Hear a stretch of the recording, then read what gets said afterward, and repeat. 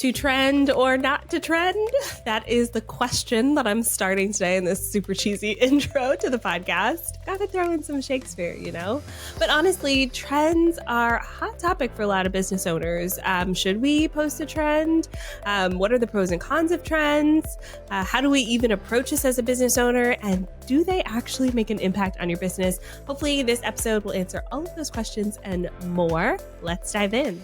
Before we get into it, this episode is sponsored by Riverside, which is the all-in-one podcasting tool we now use for our show. And y'all, they feel super luxurious. Riverside is the all-in-one podcasting and video platform that gives you studio quality recordings right inside your browser. And y'all, it's super intuitive and easy to use. Once your recording is done, you'll be able to automatically download separate audio and video tracks and edit it all within a few clicks. It's really very easy. So head over to Riverside and you'll get 15% off. That's 15% off using my code DREA, D-R-E-A, at checkout. But y'all, it's free to get started. So click the link in the show notes and get started today. Hi, hello. If you're new here, my name is ANDREA Jones. I'm a social media strategist dedicated to helping you make connection and build community and make your difference in the world using the power of social media. This is the latest episode of the Savvy Social Podcast, and we're talking about trends. And I get it. Trends are kind of smexy, you know? Do people say smexy anymore? This was a trend. Smexy was a trend in the early 2000s. I remember my friends and I saying smexy all the time. And now as I'm saying it, I'm like, do people even say this anymore? But trends do have an appeal to them, right? Like we as social media consumers, we see a lot of the trends. They have this allure. We find ourselves watching more trends. We find ourselves recognizing trends as well. And I think this is part of the internet. And, you know, a lot of this came from TikTok. And I say this a lot on this podcast, but TikTok really changed the game when it came to trends. Like pre-TikTok, we definitely had trends, right? We had memes specifically. You think about the Spider-Man meme where everyone's pointing, like the Spider-Mans are all pointing to each other. Or we think about the Leonardo DiCaprio meme where we're like, cheers, raising a glass. You know, those sorts of memes have been around since memes have been around.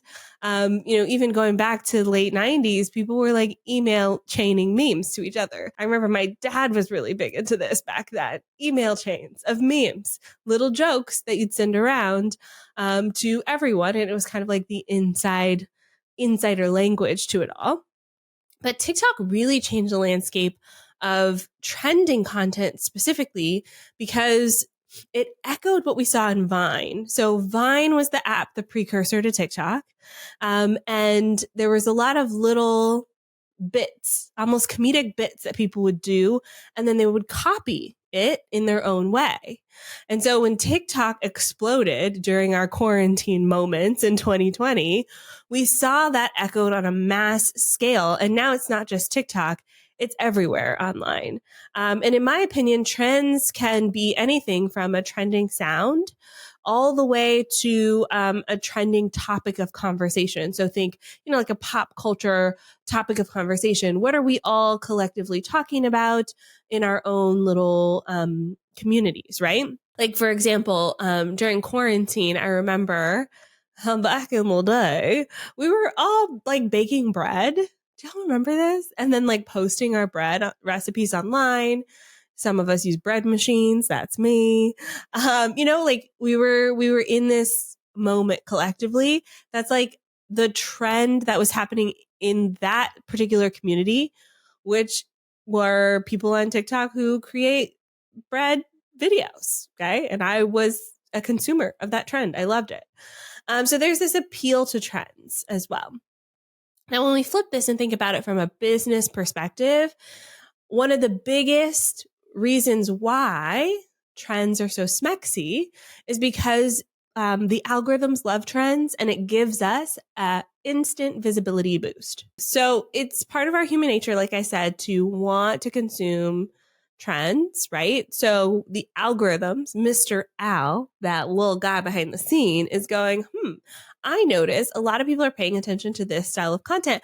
I'm going to keep showing this style of content more and more and more. And this is why sometimes it feels like once you see a trend, you see it everywhere. Part of this is like the effect of when you start noticing white cars and you see white cars everywhere. That is part of it. But it almost always is a huge piece of what the algorithm is trying to do: serve more content to people that will keep them on the app for longer. So as a business owner, when you participate in the trend, you potentially are increasing your visibility as well, which is very appealing and alluring as a business. And then the last pro that I want to cover with trends before we dive into some cons of trends is that trends tend to foster community. So trends tend to foster community. And y'all know I'm a huge fan of community. When we think about communities, there's an inside knowledge, there's an inside language, there's a communal contribution versus audiences. So audiences on social media tend to be very much of a one person shouting out into the void and everyone just soaking it up and enjoying it.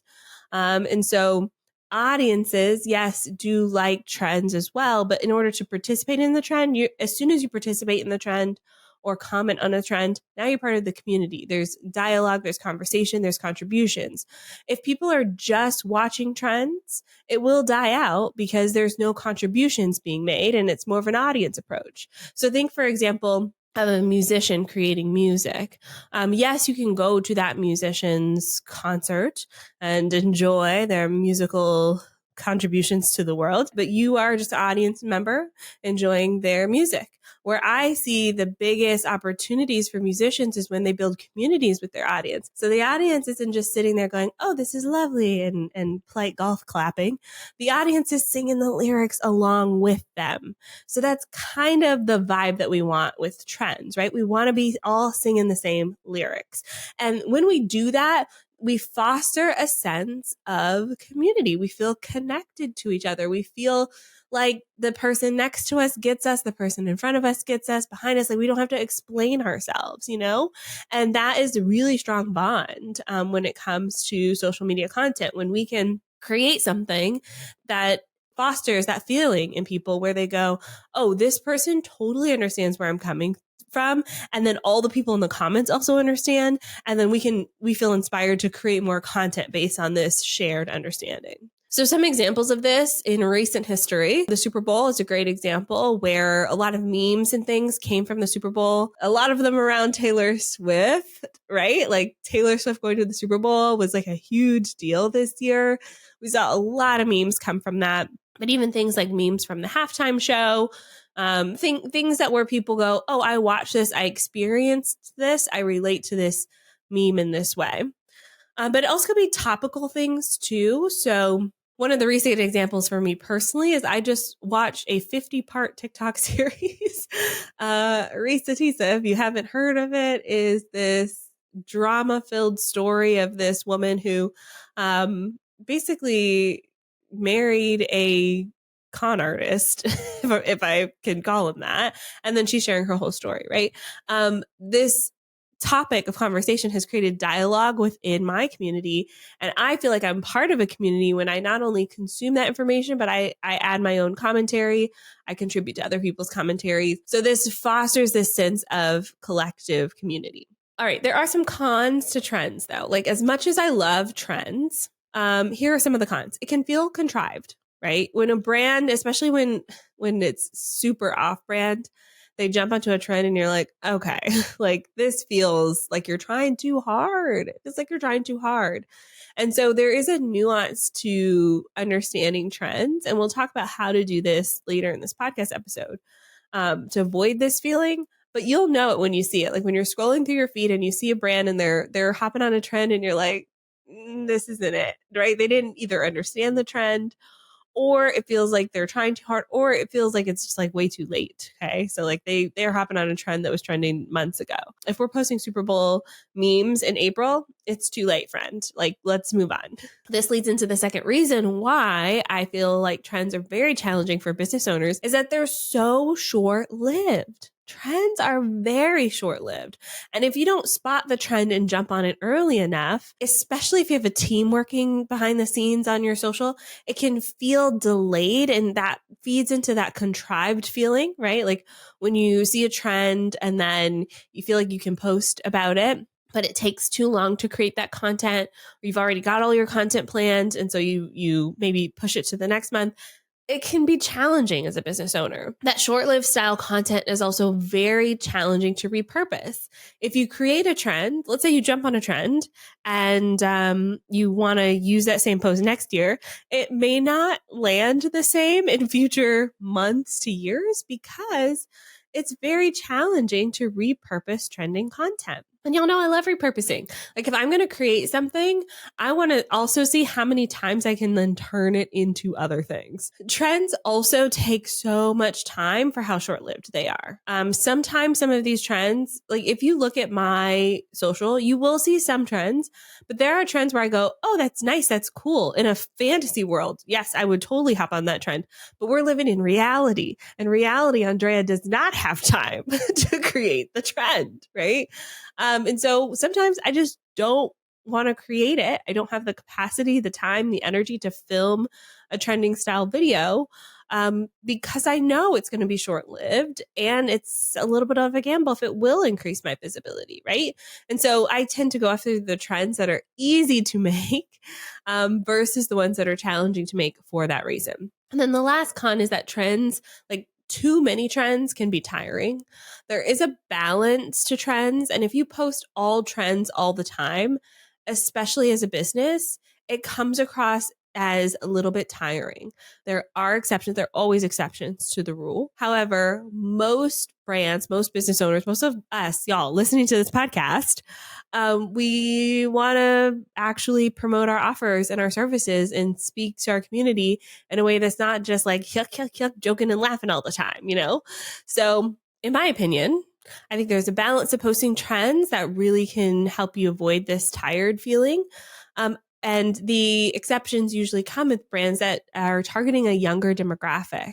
So think about our Gen Alphas who are just now coming into purchasing power, or even Gen Z. Sorry, not Alphas. Oh, Gen Alpha. I said Gen Alpha, and then as soon as I said, I was like, that's not right. Our Gen Zers are just now coming into purchasing power, and we're starting to see advertisements geared towards this younger generation because big companies invest a lot of money into indoctrination. Can I say that?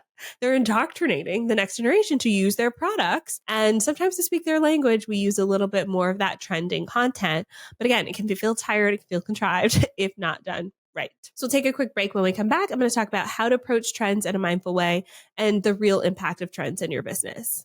Want to know the easiest way to keep up with all of the social media trends? Well, I got y'all back, boo. All you have to do is access my product, Trend Savvy, where you will get a weekly email trend report that covers all of the latest and greatest social media trends and updates. I'm talking TikTok sounds and Instagram sounds. I'm talking pop culture references. I'm talking memes and CapCut video trends. There's a lot in our trend reports, and you can get it all for one price. It's not a monthly subscription, just one price. Check it out by going to onlinedrea.com/trend savvy and get started today. Trends can be done in a mindful way in your business. Let's talk about how to do this. And I want to set the stage for this with a little bit of my perspective. I'm going to be talking a lot more about this coming up on the podcast, but I am a huge believer that we're all here creating social media strategies, marketing strategies, and campaigns that work for us in our business. And yeah, it can feel like there's a lot of things we should do because of so-and-so guru out there said, you got to post this many times a day, or you have to hop on this trend or that trend, or you have to create this type of content or that type of content. And I'm really moving away from that, because when I see the most success is, especially for those of you who are doing it yourself, you're finding a way where you can do it yourself in a way that works for you in your style. And a lot of that has to do with your preferences, right? Do you prefer video? Do you prefer written content? Do you prefer audio? Do you prefer carousel posts, right? So understanding your preferences is super key before approaching any social media strategy. The second thing I'll say is that a lot of trends tend to be tactics. And when I think about tactics on social media, they are short-lived. So my opinion on trends will absolutely evolve because it's a tactic. Another example of a tactic, for instance, is if you're on a platform like LinkedIn, putting the link in the first comment versus putting the link in the post itself. Okay. That's an example of a tactic. Yeah, sure, it could work, but it doesn't have anything to do with the overall strategy. And your overall strategy typically has to come first. Okay. So it's a mindful way of approaching this trending topic. So if you have built out your social media strategy, and in your strategy, you have in there, like, I want to have relatable content that taps into current conversations, then absolutely, trends are for you, friend. But if your overall strategy has no space for this and it doesn't really fit with what you do, skip it. Yay, we have permission to do that. You're welcome. So trends can be done in a very mindful way. If you're like, yes, I'm on board, here's what we want to think about. The first thing is to make sure that this is aligned with your brand and your values. And you got to be clear on your brand values. Where I see things feel a little bit contrived or feel like they're unaligned is when trends do not align with the brand's values. So what I mean by that is, we see a lot of this with trending topics, especially trending topics that are more serious. So I think back to the Black Lives Matter movement, where there was a tactic at the time where a lot of people were posting these black squares on Instagram. A lot of people were doing it. And then because some people were doing it, more other people were doing it without even questioning if it was aligned with their brand and their values. Okay. So when they got pushback, they couldn't even respond in a way that was natural to them because they hadn't even considered how this affects their business, their brand, their values. Then we saw a lot of people trying to pull back. And then the echo effects of that is all of these initiatives that were started during that time. I keep reading articles about people removing these initiatives, especially diversity, equity, inclusion initiatives, in their companies because it's not trending. This not the time to jump on a trending topic just because it's trending. If this is something you're already doing in your business as a brand value, then we can contribute to the conversation, right? But if it's not, skip it. We see a lot of big brands get in trouble with this, with things like Pride Month too. In 2023, Target did this whole Pride campaign that was just completely out of touch. Who approved the things that they were sharing about Pride? For a lot of people in the LGBTQ plus community, it's not about big box stores making money off of Pride flags, right? That's not the point. And so for them to just create this whole line of products that was completely out of touch and got a lot of backlash from all sides, that to me says they were trying to follow money instead of following brand values, right? If it's aligned with your brand values, go for it. If it's not, skip it. It's okay. There will be another trend. I guarantee you. I also think trends work really well when they're in tandem with your marketing efforts. So for example, if you're launching something new and then you see a trend, if you can find a way to tie in the conversation to your new product or your current launch, then that trend will actually be more impactful to your business than something that's a little bit left field. So for a lot of you who have multiple products, I think this will be very helpful. So for example, in my business, I talk about a lot of things, right? I have all the social media and I'm platform agnostic. So I've signed myself up to talk about every single platform. So not only do I cover that, but I also have a segment of my audience and my community who are social media managers, agency owners. And so I cycle through some of the topics in my content based on what I'm talking about in my business. So if I see a trend then come up, I'm going to tie that trend into what I'm currently talking about instead of something that I haven't even mentioned yet. Right. And so that could be very helpful.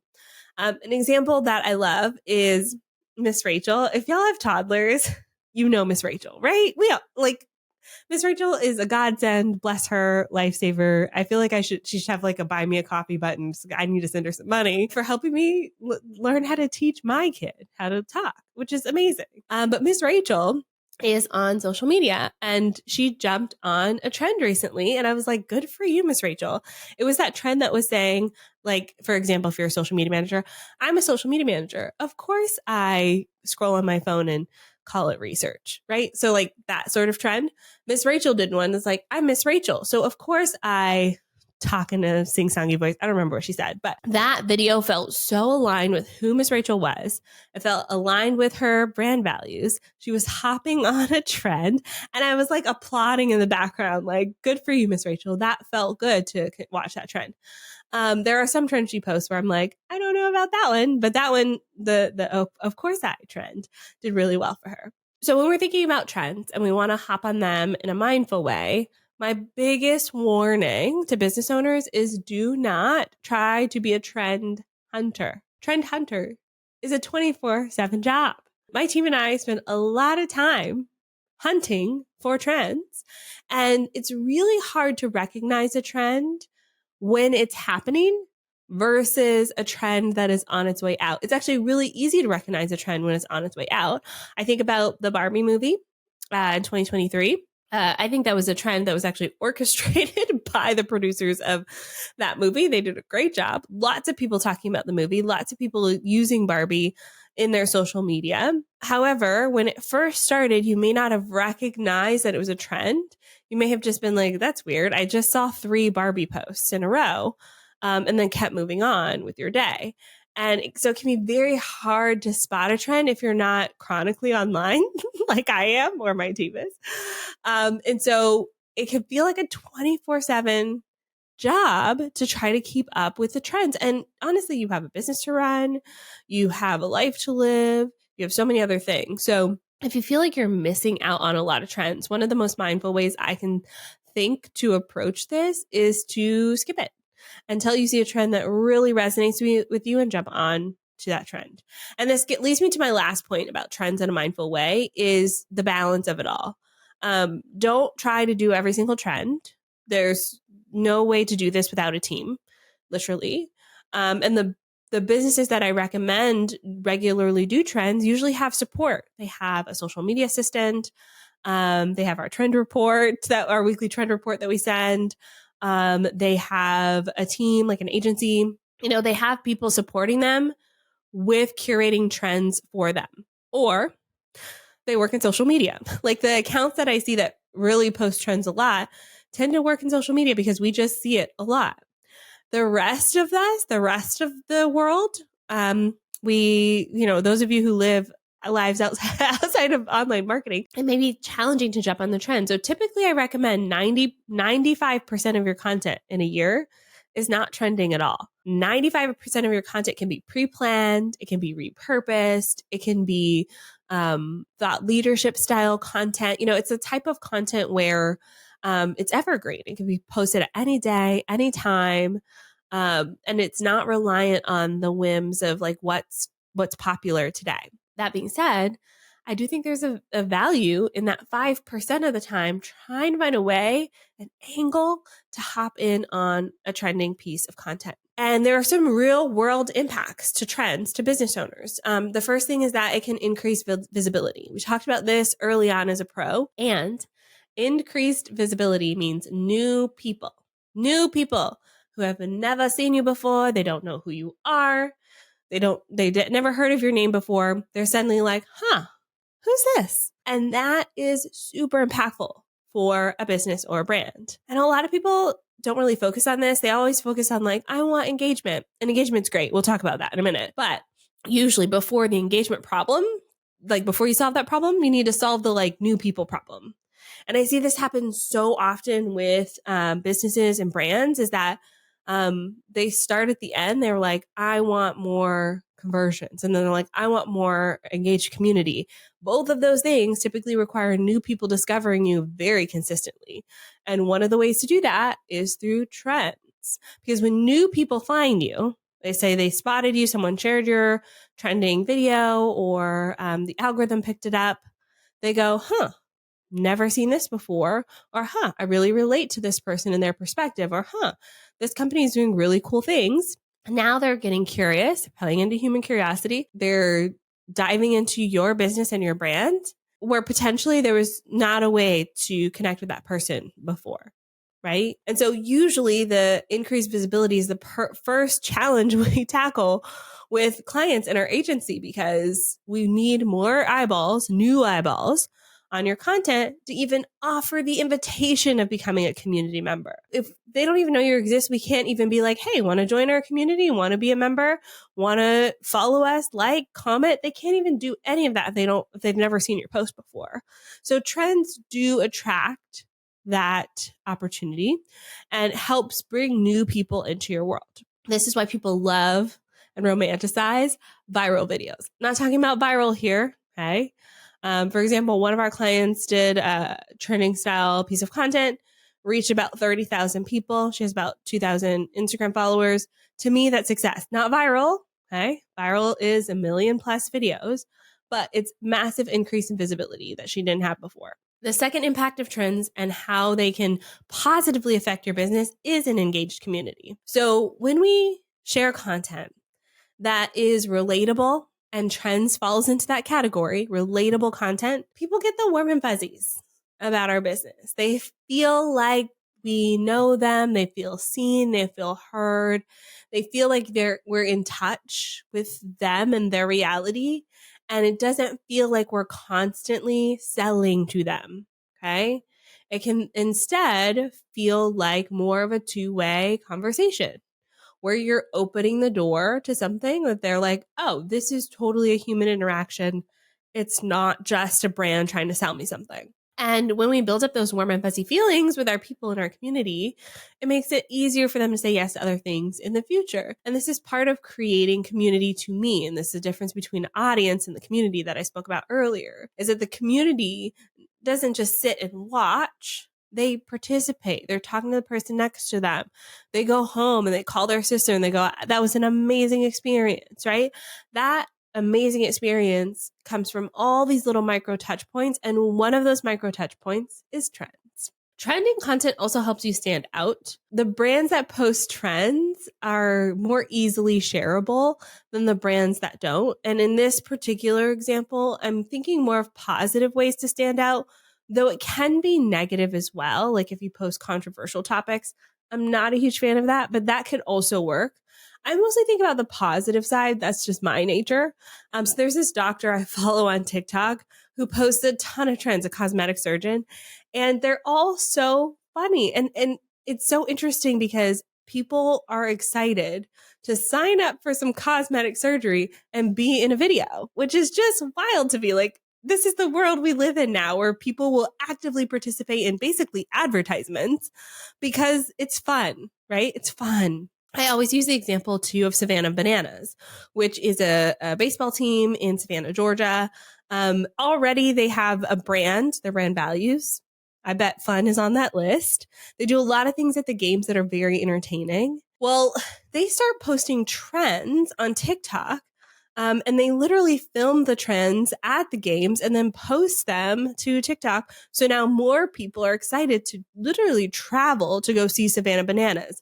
It's not just the baseball game. It's that fact that they're getting a whole entertainment experience, and then potentially they can see a TikTok trend being filmed live. The last impact that trends can have on businesses is that trends provide real-time insights. When your community is talking amongst themselves, they're not just talking to you, but they're talking amongst themselves. You get so much insight onto what really matters to them, especially if they're contributing to a trend.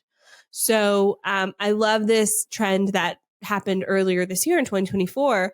And I guess it really started late last year, 2023, which was like, I'm a insert your category here.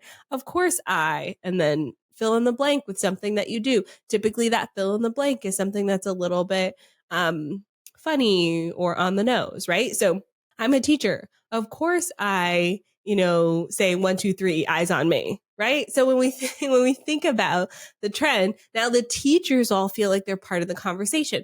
So if you, as a business owner, sell educational products to teachers, you now have insights into that community that you didn't have before because they're excitedly participating in the trend. Okay, now you can go do audience research. You can participate in the trend.